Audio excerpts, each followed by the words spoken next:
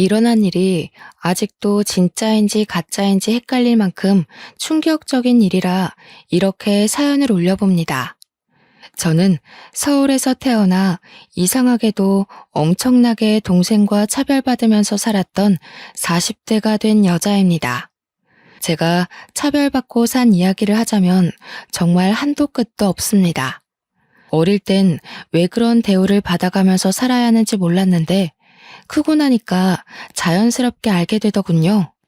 정말 제 기가 막히고 한탄스러운 이야기를 한번 들어보시겠습니까? 저희 집은 남아 선호 사상이 정말 짙었던 집이었습니다. 다들 제 남동생을 떠받들어 주면서 하루를 보내셨죠. 그런데 제 편일 줄 알았던 엄마까지도 아들 하니까 저는 정말 미칠 지경이었습니다. 적어도 엄마만큼은 제 편을 들어줘야 하는 게 아닐까요? 다들 아들 한다지만 엄마도 저와 같은 여자라는 성별을 타고난 사람이니까요. 세상에서 차별받으며 제일 억울하고 슬프고 치사한 게 뭔지 아세요? 바로 음식입니다. 먹는 걸로 치사하게 굴면 정말 세상에서 제일 하찮은 인간이 되는 듯한 기분을 느끼게 되었어요. 저는 매일 된장찌개에 김치가 일상인 밥상이었고, 동생은 늘 소고기에 햄에 먹고 싶다는 걸 다 차려주셨죠. 제가 학교 끝나고 돌아오면 동생은 산의 진미가 어우러진 어마어마한 밥상에서 밥을 먹고 있었지만 제 몫은 김치와 찌개였습니다. 당연히 동생과 저는 발육 상태에서부터 차이가 날 수밖에 없었습니다. 남동생은 소화비만인 반면 저는 깡마른 영양실조와 다름없는 몸을 가지고 있었습니다. 동생과 길을 걸어가기라도 하면 남매라고 생각하는 사람이 전혀 없을 정도였으니까요. 조금 크고 나서부터는 제가 남동생에게 괴롭힘을 당하는 앤 줄 알고 저를 도와주겠다는 사람이 나타날 정도였습니다. 그러니 이 차별이 얼마나 오랜 시간 지속되었고 제가 얼마나 서러움을 당했을지 이해가 가십니까? 집안에서 새는 바가지 밖에서도 샌다고 하잖아요. 집에서 저를 무시하니까 당연스럽게 남동생도 저를 무시하기 시작했습니다. 아주 엄마랑 둘이 짝짝꿍이 맞아가지고 저를 두고 이래라 저래라 난리를 치는데 하루 종일 서럽지 않은 시간이 없을 정도였습니다. 우리 아빠는 해외에 발령을 나가 있었던 상태라 한국에 있지도 않았고요. 그나마 유일하게 집에서 제 편을 들어주는 아빠가 오랜 시간 부재 상태로 있으니 저는 정말 하루가 지옥 같았습니다. 친할머니고 외할머니고 할 거 없이 죄다 저를 미워하셨어요. 할머니들이 오시면 당연히 우리 똥강아지 내 새끼는 동생을 향한 말이었죠. 시장 갔다가 생각나서 사왔다고 동생에게는 사탕을 하나를 안겨주셔도 제 몫은 단 한 개도 없었습니다.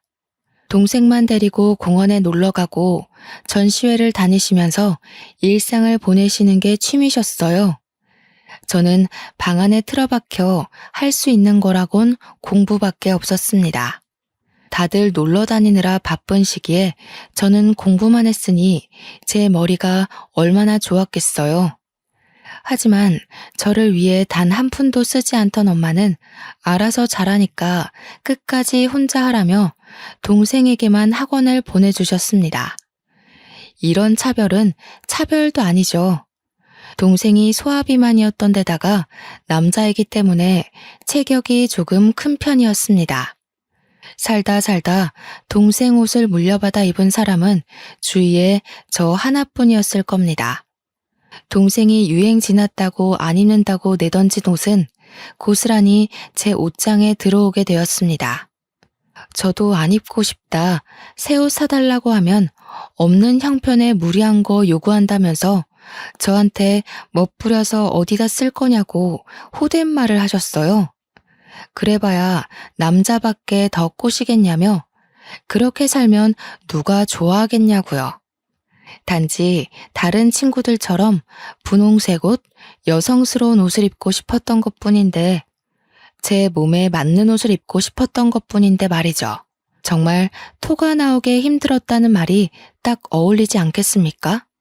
19살 고3 시절은 더욱더 가혹했습니다. 문제집 하나 사주지 않아서 남들이 다 풀고 버린 문제집을 주워다가 지우개로 박박 지워 문제를 풀었습니다.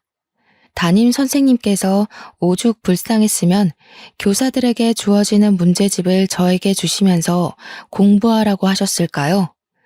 저는 그것조차 기꺼이 받아 공부를 했습니다. 친구들은 저에게 동생이 하고 다니는 거 보면 집이 가난한 것도 아닌데 왜 그러느냐 했습니다. 저는 몰랐습니다. 우리 집이 가난한 줄 알았거든요. 저만 보면 돈이 없어서 못 해준다. 돈이 없어서 돈을 벌어와라. 이 말만 반복했기 때문에 우리 집이 가난한 줄 알았습니다. 그런데 동생이 입고 다니는 옷들은 전부 수십만 원이나 하는 메이커 제품이라고 하더라고요. 옷을 사본 적이 없어서 그 값이 얼마인지도 모르고 살았던 거죠. 그렇게 혹독한 고3 시절을 보내고 난 뒤 저는 결실을 맺었습니다. 제가 서울에 있는 유명한 대학에 턱하니 합격을 하게 된 것이었죠. 수능 당일 엄마가 싸준 떡을 먹고 속이 메스꺼려 문제에 집중을 못한 것 치고는 꽤 좋은 성적이었습니다. 제가 대학에 합격했다고 등록금을 주셨으면 한다고 이야기했을 때 온 집안 사람들은 저를 앉혀놓고 못된 말을 했습니다. 어디 여자가 대학을 가려고 하냐부터 시작해서 집안 살림이 빠듯한데 꼭 대학을 가야겠냐고 취업을 하라는 이야기였죠. 거기에 1살 어린 동생이 이제 고3인데 누나가 좋은 대학에 가면 길을 못 펴고 공부를 못할 거라는 이야기까지 덧붙였습니다. 남동생은 머리까지 나쁜 우매한 인간이었음에도 불구하고 저보다 남동생이 대학을 가야 한다는 이야기였죠. 그날 처음으로 저는 대들었습니다. 우리 집 가난한 거 아니지 않냐고. 내 등록금은 아빠가 벌어오는 거 아니냐고요. 그러자 할머니들은 저의 등짝을 치면서 네 아빠가 해외에서 고생하는데 딸이 대학을 가는 게 말이 되냐면서 돈을 벌어오라 했습니다. 남동생 대학 등록금만 해도 허리가 휠 게 뻔한데 어디 대학 문턱을 밟겠냐고요. 저는 제가 더 똑똑하니까 제가 대학을 나오는 게 맞다고 반문했어요. 그러자 친할머니께서 제 뺨을 후려치셨습니다. 정말 눈앞에 별이 반짝 보이는 것 같은 느낌이 들었습니다. 저는 하염없이 울었어요. 제가 그런 걸로 뺨까지 내어줘야 할지 몰랐거든요. 결국 저는 대학 입학을 포기할 수밖에 없었습니다. 대신 1년 동안 남몰래 아르바이트를 하면서 돈을 모았습니다. 딱 1년치 등록금만 모으면 그 뒤로는 대학 이름 팔아서 과외를 할 생각이었습니다. 고액과외가 판을 치던 시기였기에 저는 부푼 꿈을 안고 하루 종일 일을 하고 돌아와 새벽까지 코피를 쏟아가며 공부를 했습니다. 대학에 간 친구들이 술을 먹자 클럽에 가서 놀자고 저를 부를 때도 거절했습니다. 저에게 독하다며 손가락질하는 친구들도 있었지만 저는 그만큼 공부에 대한 열정이 가득했어요. 제가 가려던 명문 사립대는 등록금 때문에 포기할 수밖에 없었지만 서울에서 가장 유명한 국립대학을 목표로 공부했습니다. 재수를 하러 갈 때에는 절대로 엄마가 싸준 떡을 먹지 않아야지 하는 마음으로 말이죠. 편의점 아르바이트, 식당 아르바이트를 하며 열심히 돈을 모았고 수능 3개월 전부터는 독서실에서 총무 아르바이트를 했습니다. 월급은 20만 원 남짓이었지만 하루 종일 공부를 할 수 있다는 장점이 있었어요. 저는 1년치의 대학 등록금이 마련되자 독서실에서 오가는 사람들을 체크해가며 공부에만 몰두했습니다. 그 결과 저는 재수 수능 성적을 올 1등급을 받았습니다. 서울에서 가장 유명하다는 국립대학의 떡하니 전액 장학금으로 합격했습니다. 성적만 잘 맞추면 무조건 장학금이 나온다는 전체 수석만 받을 수 있다는 그 장학금을 제가 거머쥐게 되었죠. 제가 그런 결실을 맺을 동안 제 동생은 탱자탱자 놀았습니다. 그러니 당연히 지방에 있는 이름도 없는 대학교에 가게 되었어요. 집에서 저한테 뭐라고 했는지 혹시 상상이나 가시나요? 동생 기죽이지 말고 대학을 포기하라 하더라고요. 남들은 몇백만 원짜리 고액 과외를 붙여가면서 그 학교에 보내고 싶어 하는데 저는 고작 동생 기죽는다고 포기하래요. 그래서 저는 결단을 내렸습니다. 집을 나와버렸어요. 다행히 장학생 특례로 기숙사를 얻을 수 있었고 등록금으로 모아두었던 돈으로 생활을 하기 시작했습니다. 대학에 다니는 4년 내내 저는 과외로 돈을 벌었고 기숙사 생활을 했으며 학점은 최우수로 유지했습니다. 차별에서 나온 저의 끈질김은 하나도 포기할 수 없는 인내심을 만들었습니다. 그렇게 가족과 인연을 끄는 것과 다름없이 지냈습니다. 간간히 엄마와 할머니에게 연락이 왔지만 좋은 소리는 듣지 못했습니다. 동생 기죽이고 좋은 대학 가서 인연 끊고 사니까 좋냐고, 네가 그 학교에 가는 바람에 동생이 엇나가는 거라는 소리를 들어야만 했죠. 그때만 해도 저는 엄마와 할머니에게 대들 생각을 못했습니다. 그저 제가 참고 살다가 시집을 가면 된다고 생각했으니까요. 제가 대학교를 졸업하던 해에 드디어 길고 길었던 해외 생활을 청산하시고 아빠가 아예 돌아오셨습니다. 아빠가 왔으니 가족들끼리 만나서 밥도 먹고 이야기도 해야 하는데 도무지 집에 가기가 너무 싫었습니다. 제가 하루 이틀 학교를 핑계대고 미루다가 결국에는 아빠가 저에게 연락을 하셨어요. 왜 집에 돌아오지 않느냐, 왜 집을 나갔냐 하는 순수하게 궁금함에서 나온 질문이었지만 저는 숨이 턱 막히는 것 같았습니다. 엄마 밥을 먹으면서 살아야 힘이 나지 왜 밖에서 그러고 살아 하는데 가슴에서 쿡 찌르는 분노가 일더라고요.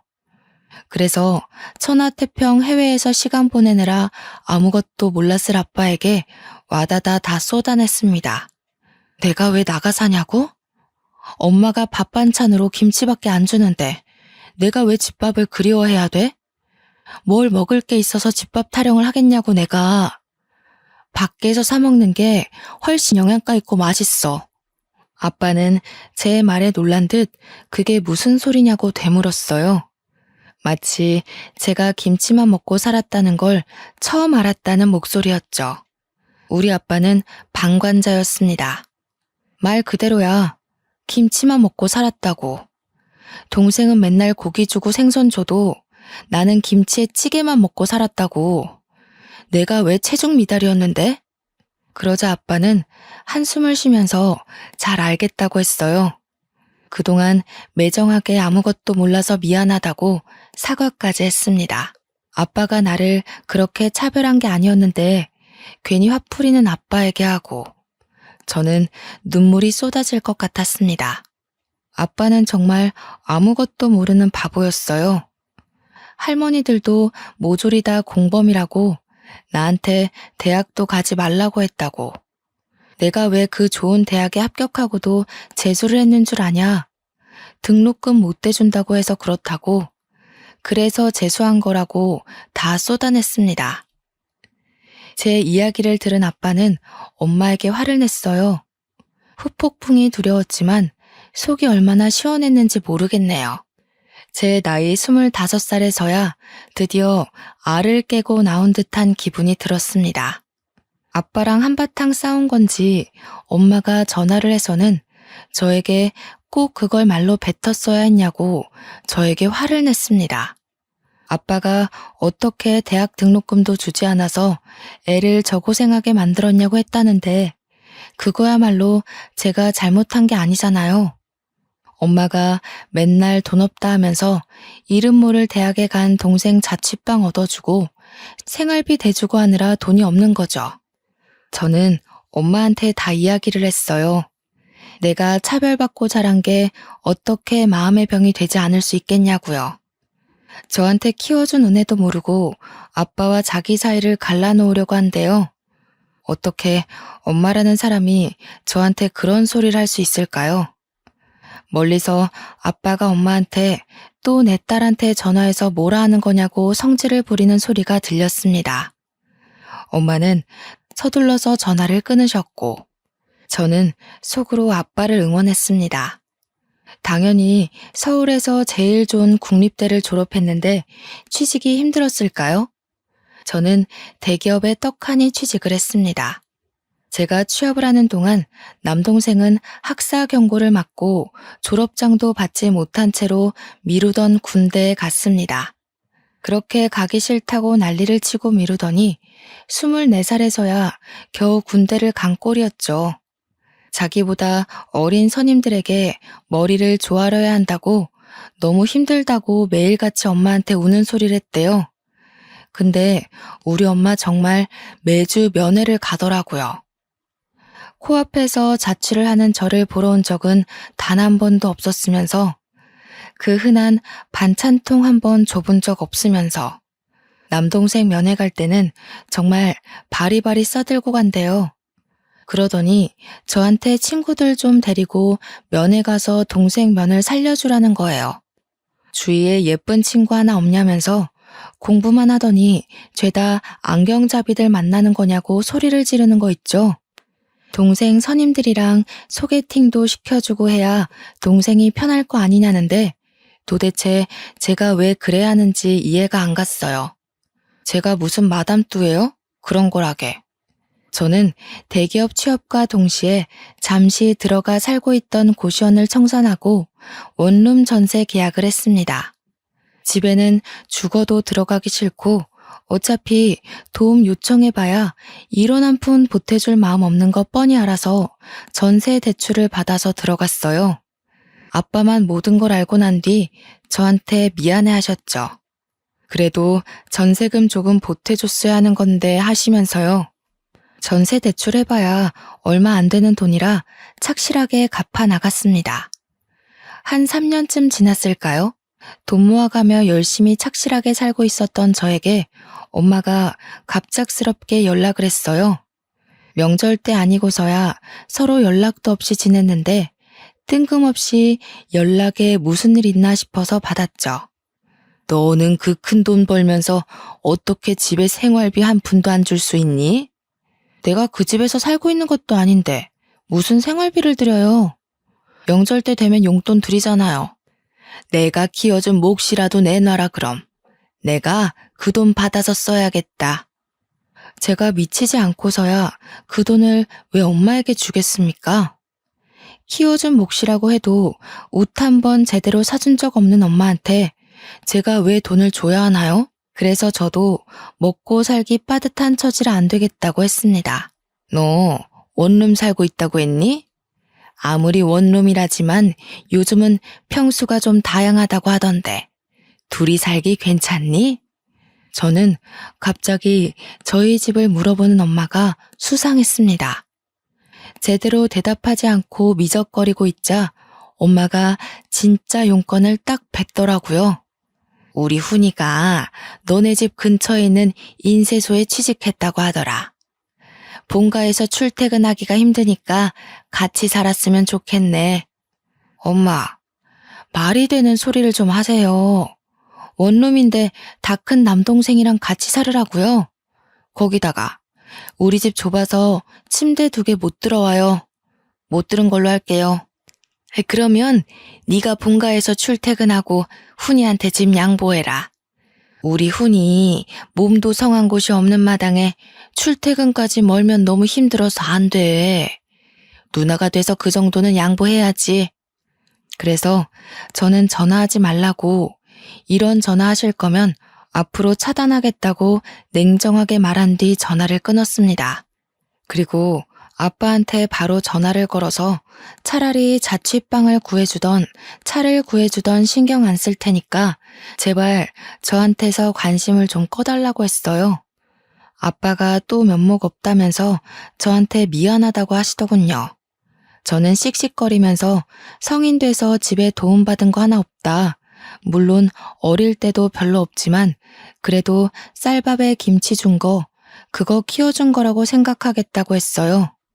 20살 이후부터는 정말 집에 이런 한 푼 받은 거 없고 밥도 못 얻어먹었다고 잠만 자고 나왔다고 했습니다. 근데 그 돈이라도 받아야겠냐고 재어준 값이 필요하냐고 소리를 질렀어요. 아빠는 아니라고 엄마가 너무 생각이 없다고 미안하다며 화를 풀으라 했습니다. 그러더니 정말 남동생에게 차를 사주셨더라고요. 저는 큰 실망을 할 수밖에 없었죠. 제 보증금은 정말 1원도 안 도와줬으니까요. 그런 척박한 제 삶 속에서도 한떨기 장미꽃이 피어났습니다. 집에 가는 게 싫어서 회사에 내리 있다 보니까 저를 마음에 들어하는 대리님이 있다는 이야기를 듣게 되었어요. 평소에 매너도 좋고 성격도 서글서글하셨던 분인 걸 기억하고 있었는데 그분이 저를 마음에 들어한다는 게 아니겠어요? 제 선임분에게 휴대폰 번호를 알려달라고 했다며 알려줘도 되겠냐고 물어보시더라고요. 저는 좋다고 했습니다. 학교를 다닐 때나 졸업하고 나서나 연애 한번 못 해본 저에게도 드디어 새싹이 움트나 싶었거든요. 그렇게 옆부서 대리님과 연애를 시작했고 저희는 딱 2년을 채우고 결혼을 약속했습니다. 2년 동안 물론 집에는 말 한마디 안 하고 비밀스럽게 만남을 이어갔죠. 솔직히 너무나도 겁이 났습니다. 결혼을 하려면 집에 인사를 드리러 가야 하는 건 맞는데 도무지 자신이 없었거든요.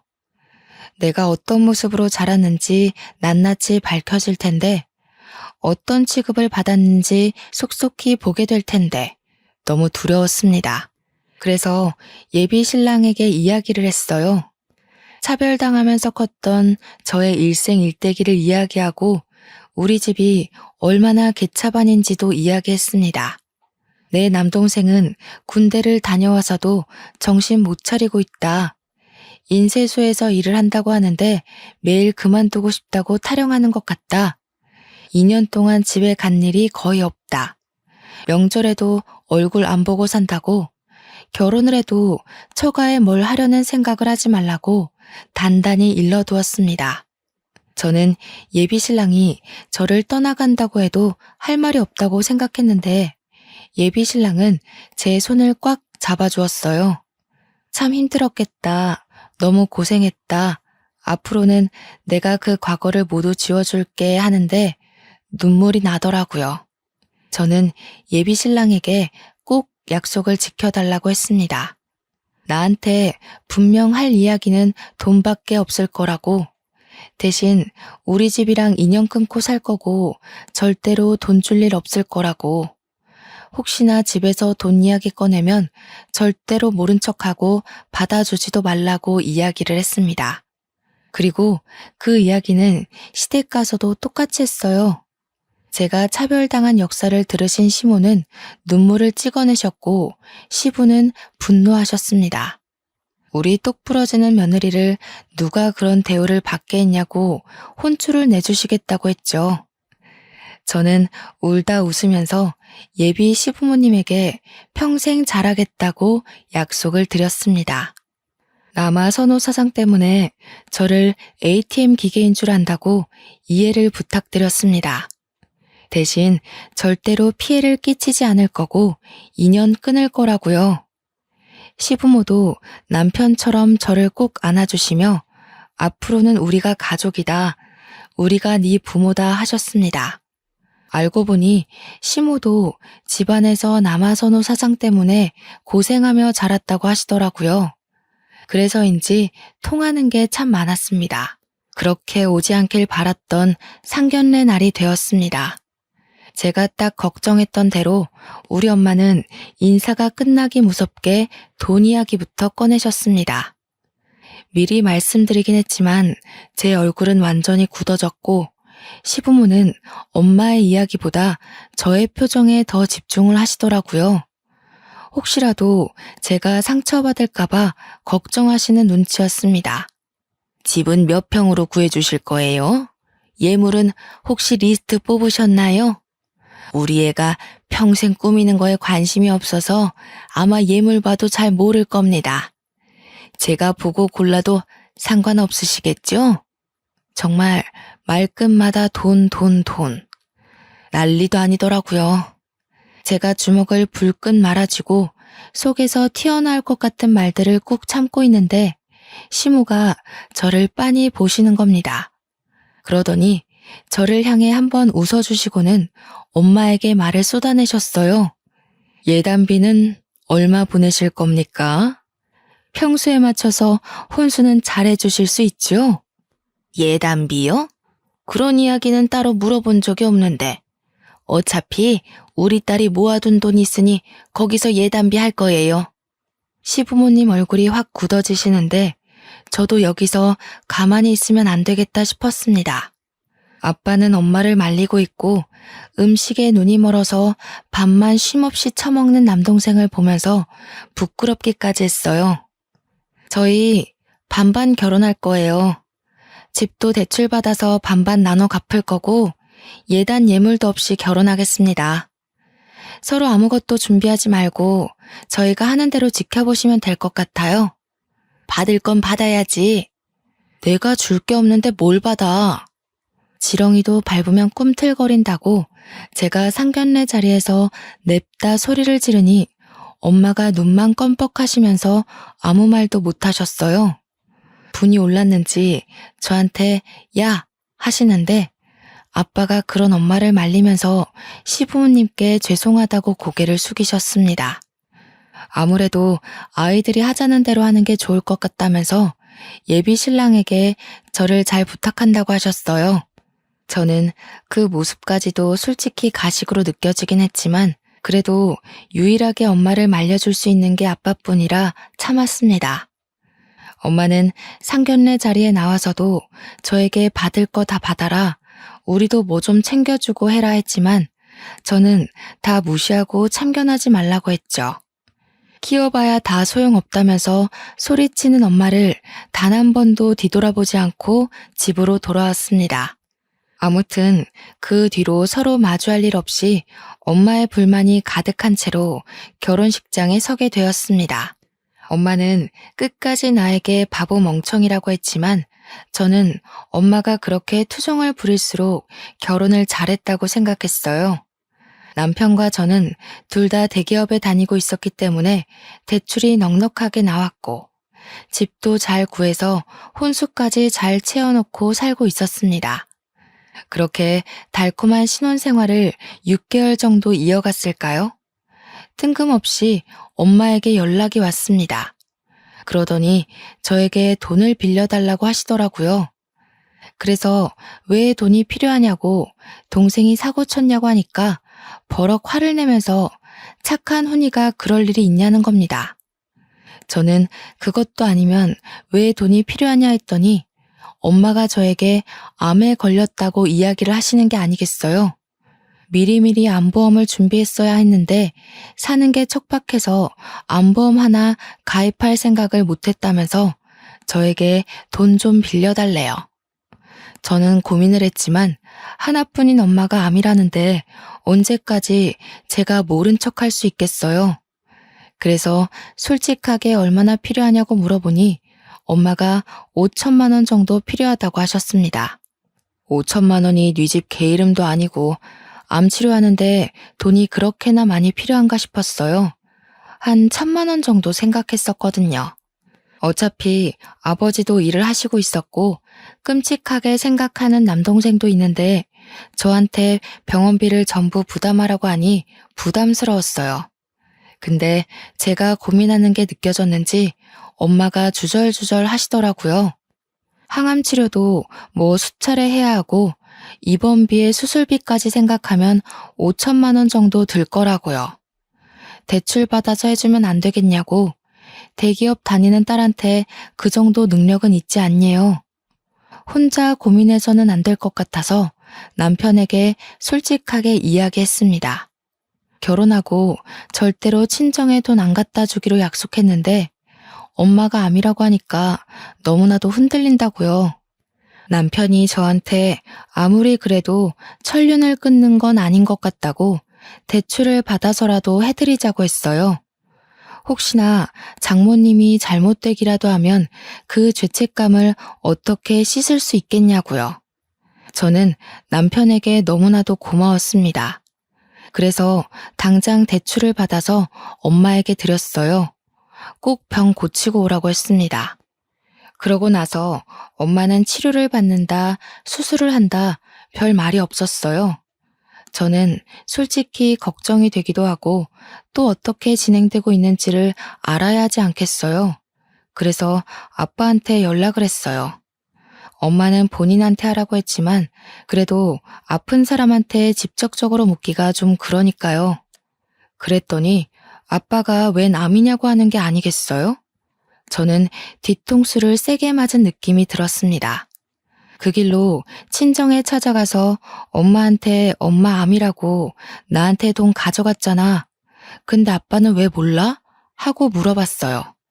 엄마는 당황해하고 옆에 있던 아빠는 도대체 이게 다 무슨 소리냐고 소리를 치고 나한테 항암 치료며 입원비며 수술비까지 해서 5천만 원 대출받으래서 대출받아서 줬잖아.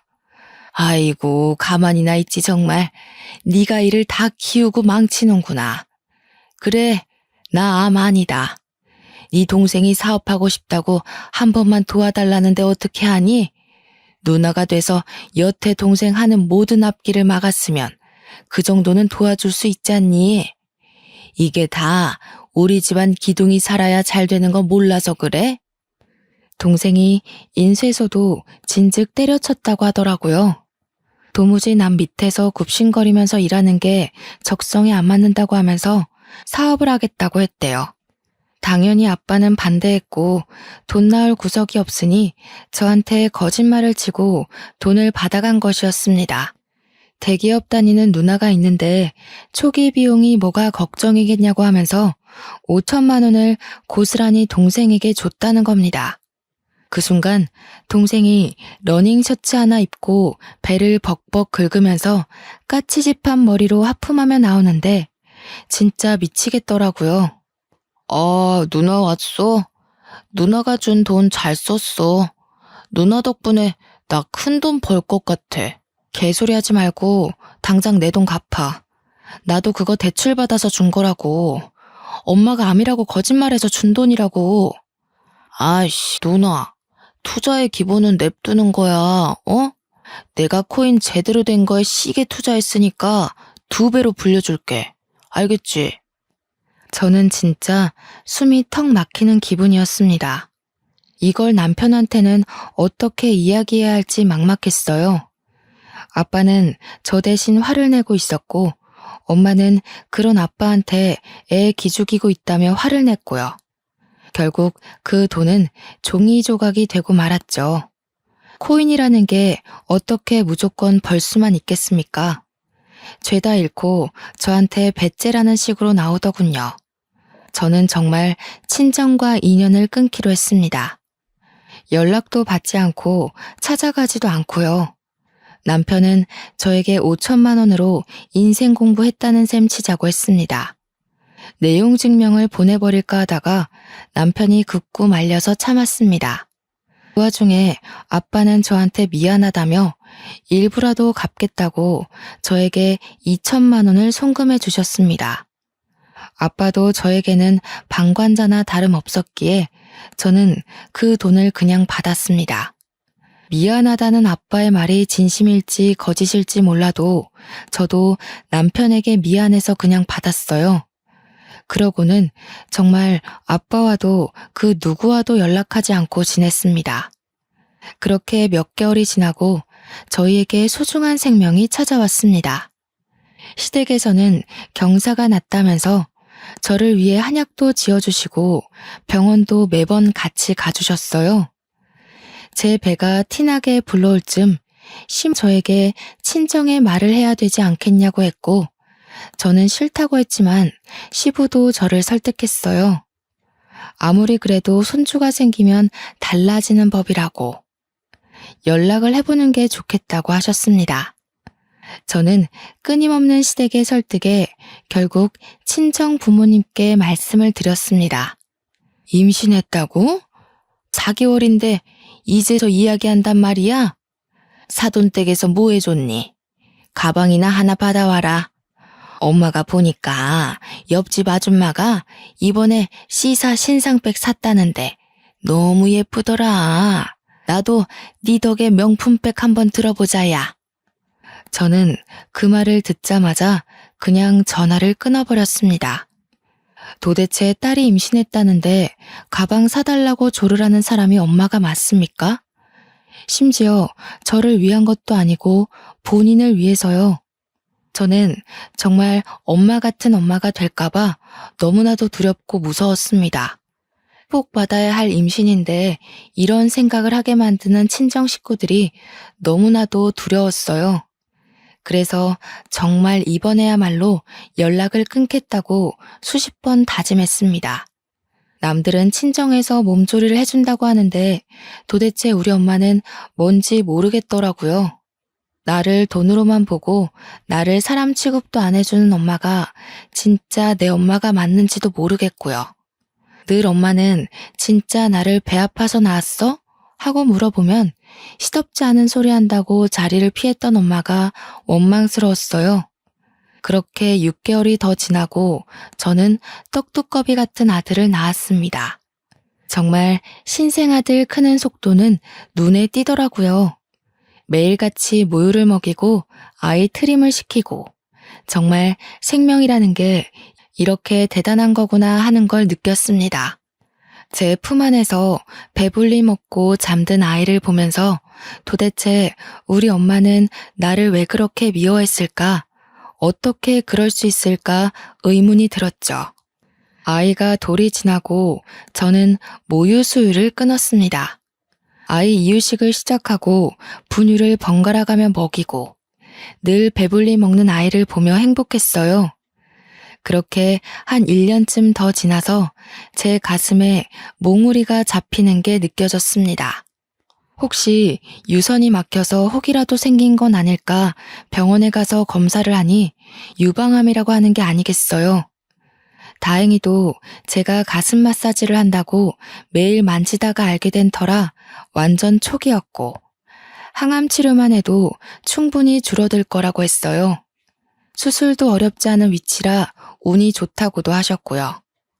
시부모님이 제 손을 잡고 막 우시는데 저 괜찮대요. 너무 걱정하지 마세요 하면서도 참 마음이 이상했습니다. 우리 부모도 나를 잡고 이렇게 서럽게 운 적이 없는데 우리 시부모님은 모자란 며느리도 너무 사랑해 주시는구나 하면서 뭉클했어요.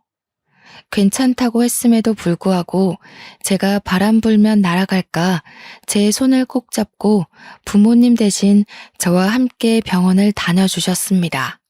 우리 며느리 고생하면 안 되는데 마음에 병이 있어서 이랬나 보다 하시는데 눈물이 찔끔 나더군요.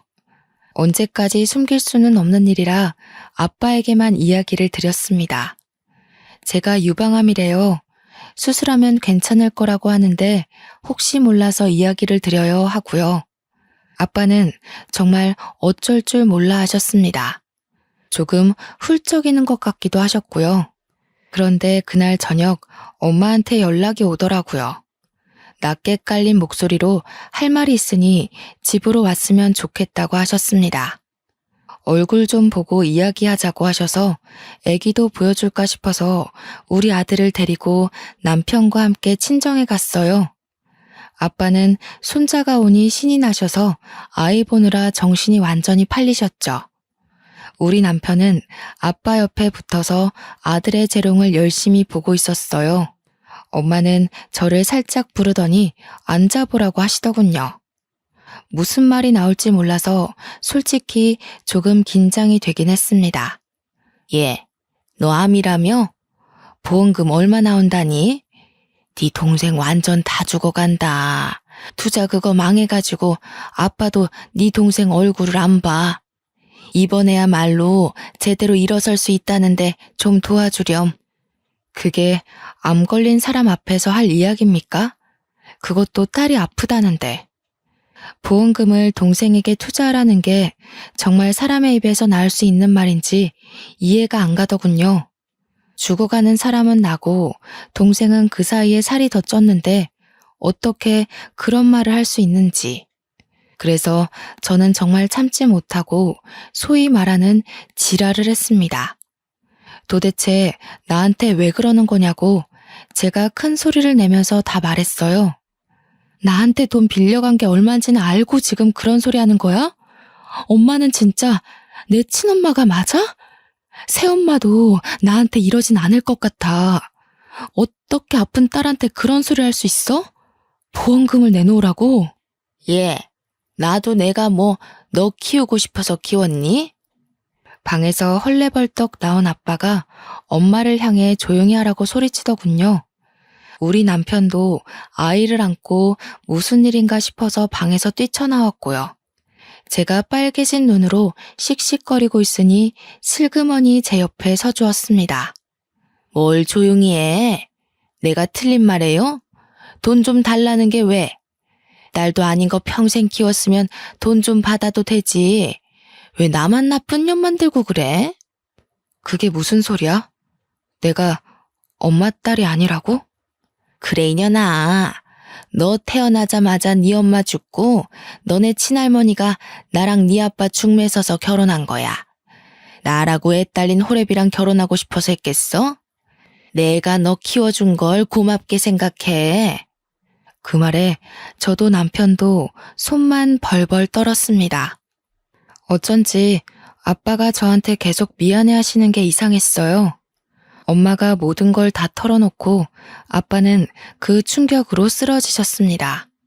갑자기 혈압이 오르는 바람에 내 혈관에 문제가 일어난 것이었어요. 모든 게 다 제 탓으로 느껴졌습니다. 아빠의 갑작스러운 죽음이 저를 그렇게 만들었어요. 장례식이 끝나고 하염없이 눈물을 흘리고 있는데 엄마, 아니 새엄마가 저를 향해 다가오더군요. 예, 너 때문에 내가 팔자에도 없는 과부가 됐다. 네 아빠 그리 죽고 이제 나는 어찌 살겠니? 네가 우리를 좀 책임져야겠어. 그게 키워준 값 갚는 거라 생각해. 이 미친 아줌마야. 키워주면 다 엄마야? 그리고 내 자랄 동안 뭘 해줬다고 키워줬대? 이래서 검은 머리 짐승은 거두는 게 아니라던데 어쩜 그 말이 딱 맞니? 내가 너 먹여주고 입혀주고 했잖아. 우리 아들만 챙겨도 모자랄 판에 그러니 이제 은혜를 갚으란 말이야. 나 아줌마한테 은혜 입은 거 없어. 내 친엄마도 아닌데 내가 왜 당신을 부양해야 되는데? 그 잘난 아들 새끼 데리고 재미나게 살아봐. 앞으로는 우리 얼굴 보지 말고. 알겠어? 새엄마는 아빠의 납골당 앞에서 저에게 죽이려니니 뭐니 소리를 지르고 난리를 쳤어요. 저는 웃으면서 당신이랑 인연을 드디어 끊게 돼서 기쁘다고 침까지 칵 뱉었습니다. 아빠의 납골당 앞에서 이런 소란을 일으킨 건 죄송스럽지만 저도 어쩔 수 없었어요. 그렇게 끝까지 아나무인으로 굴던 새엄마가 저를 찾아온 건 장례가 끝난 지 2주일도 안 된 시점이었습니다. 저에게 살려달라고 울고불고 빌더라고요. 알고 보니 아빠의 사망보험금이며 모든 보험의 수혜자가 전부 제 이름으로 되어 있었던 거죠. 수억의 보험금이 전부 제 몫이 된 거예요. 엄마는 그 돈 달라고 그러고 저는 못 주겠다고, 절대로 한 푼도 주지 않겠다고 강경하게 대응했습니다. 집에 찾아와서 깽판 부리고 남동생은 저 스토킹하듯 쫓아다니고 결국 경찰서에 신고를 했죠. 특히 남동생은 제 일거수일투족을 쫓아다니며 사진으로 남겨놨던 게 발각되어 실형을 살게 되었습니다. 새엄마도 결국 저를 해코지하려고 했던 정황 증거가 밝혀지며 모자가 나란히 징역 1년을 받게 되었어요. 재판이 끝나는 날 남편을 붙잡고 얼마나 울었는지 모르겠네요. 그동안 차별받았던 일들도 생각나고 어떤 마음으로 나를 향한 범죄를 계획했는지 소름까지 돋아나서요. 어떻게 친딸은 아니지만 갓난아기 때부터 지켜보고 한 집에 살던 아이에게 그런 범죄를 계획했는지 저는 모든 재판이 끝나자마자 바로 신변 보호 요청을 했고 휴대폰 번호를 바꾸어 버렸습니다. 시댁 도움으로 이사까지 마치고 나니 이렇게 속이 시원할 수가 없네요. 비록 저에게 아빠는 끝까지 방관자였지만 보험금이라도 남겨주셔서 고마운 마음이 남긴 하더라고요. 이 돈으로 제 하나뿐인 아들 잘 키우며 남편과 행복하게 시부모님의 노후를 편안하게 챙기며 살 겁니다. 아무리 남의 딸이라지만 마음으로 받아주신 시모도 있는데 평생을 살아도 새엄마의 행동은 도저히 이해가 가질 않을 것 같네요. 제가 당한 일은 아마 제 평생이 가도 지워지지 않을 것입니다. 어디 가서 털어놓기도 부끄러운 일이라 꽁꽁 숨길지도 모릅니다. 섞인 핏줄이라도 동생인데 저를 스토킹하고 제가 잘못되기만을 빌었다는 게 너무 화가 나고 무섭네요. 저는 이 일을 계기로 아무리 가족이라는 틀 안에서 반평생을 부대끼며 살았어도 가족이 될 수 없는 관계도 있다는 걸 알았습니다. 가족이 된 지 몇 년 안 된 우리 시댁 식구들과 남편이 더 가족처럼 느껴지는 이유이기도 하겠죠. 제가 당한 일들을 모두 아시고 우리 시부모님이 얼마나 제 걱정을 해주셨는지 몰라요. 평생을 옆에서 제가 보필해도 부족할 것 같습니다. 저는 앞으로 제가 가족이라고 생각하는 사람들만 챙기면서 살 겁니다. 그들과 함께 좋은 일만 생각하고 좋은 것만 보고 살아보려고 합니다. 여러분들에게도 좋은 일만 보고 느낄 수 있는 날이 오길 바랍니다. 긴 사연 들어주셔서 감사합니다.